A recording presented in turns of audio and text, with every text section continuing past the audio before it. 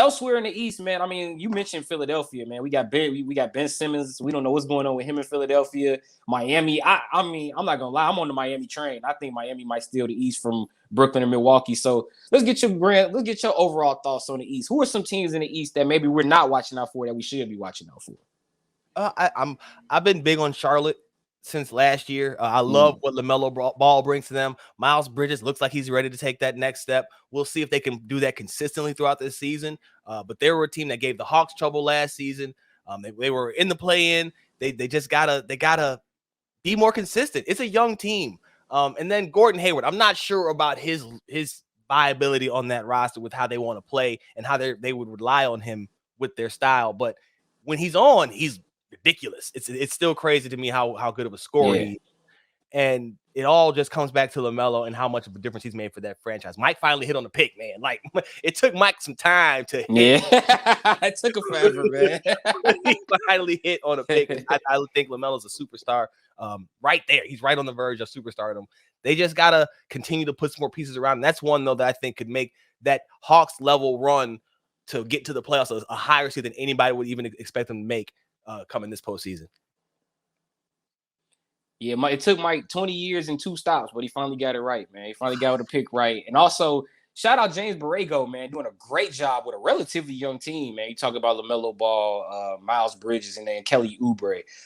Cleveland is a team that's been standing out to me. They won last night against Denver and also beat Atlanta on Saturday. I've liked what I've seen without Colin Sexton. I know Darius Garland didn't play in the game against Atlanta on Saturday, but I feel like they have an overcrowded front court that's just filled with talent, but somebody's going to have to go at some point. So what are your thoughts on Cleveland, maybe? They're interesting to me because I agree with you that they have a very talented team, but it's very oddly built.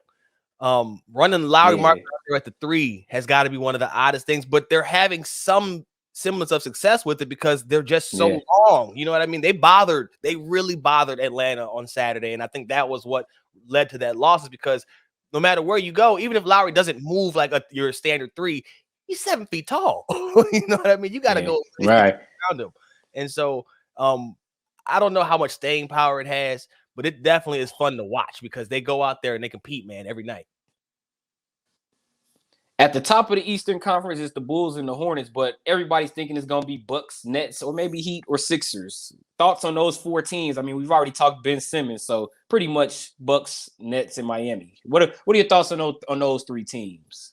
So I'll start with Miami, last one first.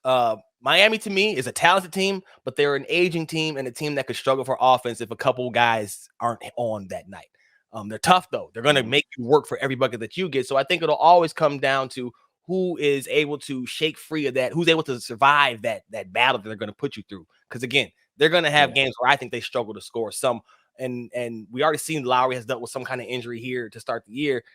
That typically doesn't improve as the season goes on with age. Right. So that's them. Milwaukee's kind of scary because, and I mean that in a good way for them. They're already talking about repeating and how they don't get no respect. And I'm like, hold on, fam. Like, all off season. What do you mean no respect, Rodney? Right. Like they're ready. It starts with Giannis. You know, he's been working all off season. He's talking like, you know, they now you want to challenge yourself again to do it again. And you got Drew and Chris went over there and won a gold medal, so they're inspired to play better. That's a tough one.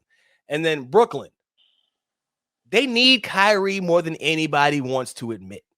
Yeah. For as much as I love what KD and Harden bring, and I think one could carry you through the regular season, the other could carry you through the postseason, but there's going to be those moments where you need Kyrie, and those moments matter. And honestly, I think that them and Philadelphia could solve each other's problems. They will just swap Ben and Kyrie. That apparently is not on the table because I guess KD poo-pooed it or whatever. Like, okay, that's fine, but they're going to need Kyrie. Like, Kyrie, in case people don't know, is really good at basketball. Yes, he is. And he's one of the most dynamic ISO scorers in the game. And so without him on the floor, you see how Harden has struggled somewhat to start the year. KD's going to do what KD does, but he can't do it alone. And that's why they built the team they built it. To act like they don't need Kyrie now, to me, is kind of silly.